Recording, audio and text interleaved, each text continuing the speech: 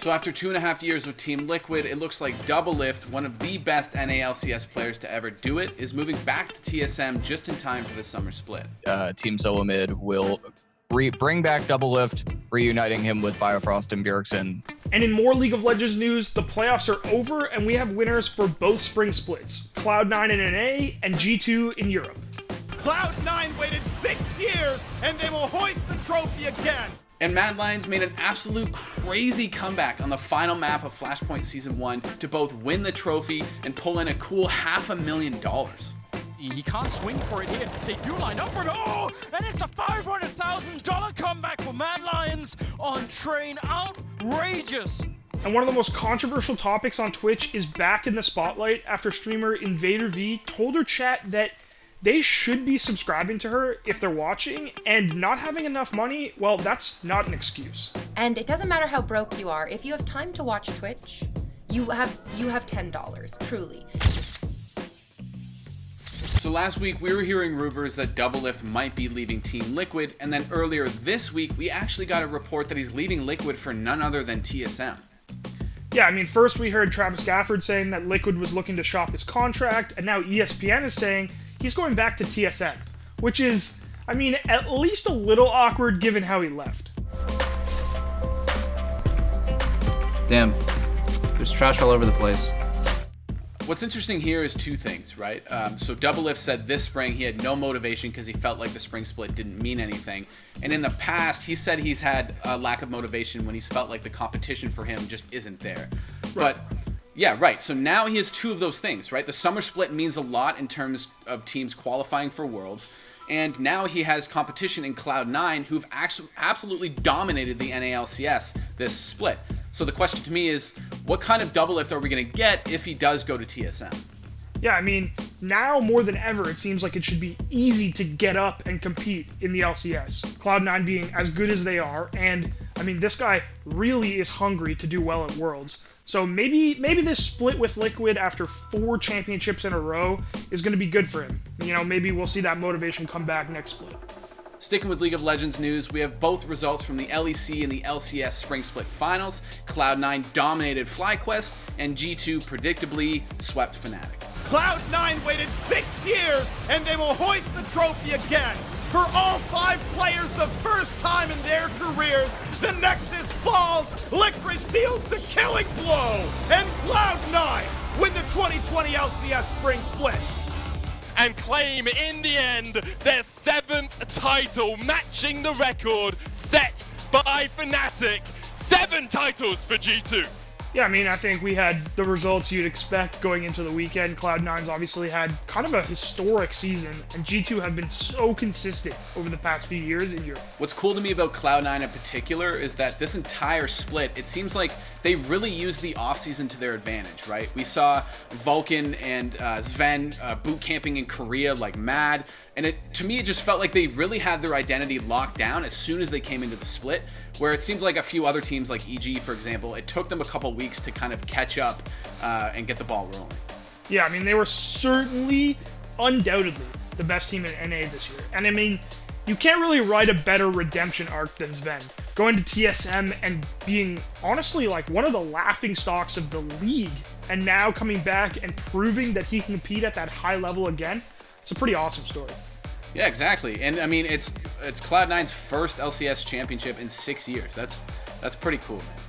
Switching over to CSGO, we had the Flashpoint Season 1 finals over the weekend, and goddamn, they did not disappoint. It was MiBr versus Mad Lions, best of 3, tied 1-1 going into Train, the final map. And honestly, MiBr were destroying Mad Lions. They were up 12-3 going into the second half of the map. Yeah. And somehow, some way, I honestly don't know how they did it, Mad Lions made a comeback and ended up winning 16-13, taking home the Season 1 trophy and $500,000. It's insane. Yeah, I mean, I think the key thing here is that trophy. That AK-47 trophy, that might be the best trophy in all of esports. And another part of this here is the money, right? Like, obviously Flashpoint's brand new and it's still growing, but the fact that we get to say Mad Lions took home a $500,000 prize purse is pretty crazy. he can't swing for it here. They do line up for it. Oh, and it's a $500,000 comeback for Mad Lions on Train. Outrageous. All 3 maps end 16-13, but none more stunning than Train. They just ripped the hearts out of MiBr and stomped all over it. The $500,000, the trophy, the Chrome AK, it's all theirs. In other CSGO news, ENCE just signed a 6-man to their roster, Yampy, and Keith, we know all about this guy. Yeah, I mean, you probably caught our recent Don't At Me episode where Yampy is actually suing Valve over a VAC ban he received when he was just a kid. Yeah, and this 6-man roster seems to be a new trend in CSGO. I mean, we saw Astralis do it a little while ago, then now ENCE is doing it, so you gotta wonder which org and which team is gonna be next to do this. Yeah, I mean, if it's not a trend, it's at least the start of a trend. The best team in the world is doing it. Jampin lisätään joukkueeseen. Se tuo varmaan aika paljon sellaista uutta intoa, moraalia, voittamisen halua, semmoista meininkiä, mitä niinku pitää olla joka joukkueessa, joka haluaa menestyä.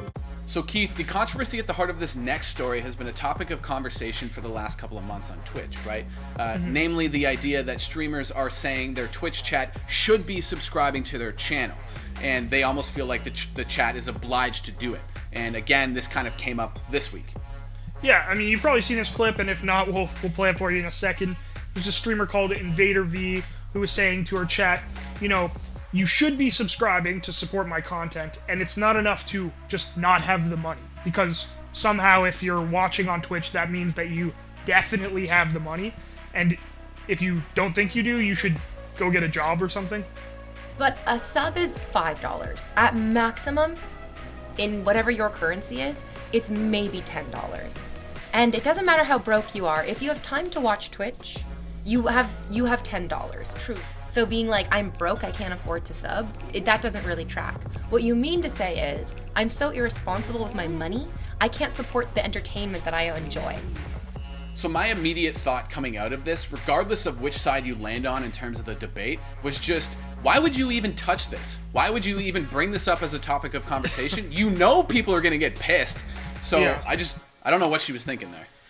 Yeah, I mean, this is something that's gone on for a long time, and on Twitch, sometimes the lines are pretty blurry between like, oh, am I doing this content because I love it, or is it my job? I mean, it's certainly, you know, a weird 2020 Zoomer world that we're living in. But I actually thought, and I mean, this isn't always going to be the case, but I thought XQC actually had a pretty good point about this, where he said, like, what you should be doing as a streamer is instead of asking for subscriptions, taking that time where you're asking or you're talking and making entertaining content that would then, you know, lead to subscriptions, make your viewers feel like, oh, this person deserves my money. Which, I mean, coming from XQC is a pretty salient point. Same reason could be applied to her. Asking for $10 while she could be making $10.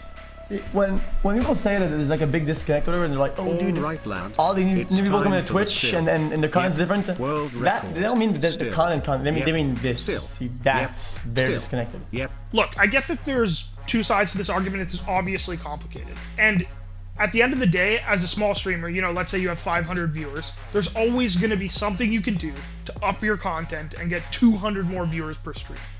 But at the same time, the fact that we're conditioned as viewers to expect people are going to go on live stream, make free content, and we're just going to get it for free forever, and it doesn't impact their bottom line or their ability to pay their bills, is just insane.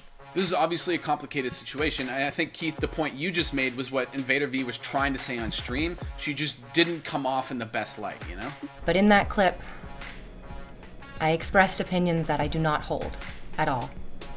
I said things that I don't mean, and they were vile. Okay, and so our next story I love because I watch this guy all the time, and it was super cool to see him blow up on Reddit. Sushi Dragon. He's a streamer on Twitch, does crazy dances. He's got like this insane computer setup with green screen, the whole shebang. And recently he hosted the whole shebang.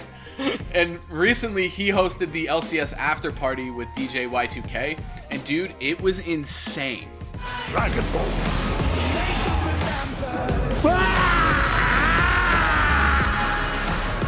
Yeah, I mean, I was stoked to see this. I'm fine.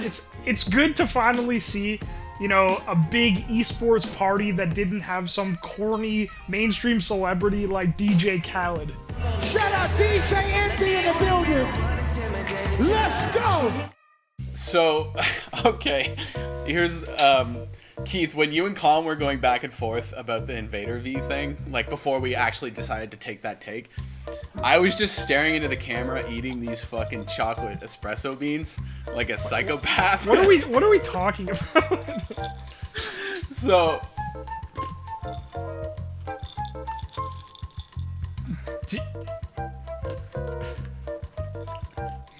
yeah.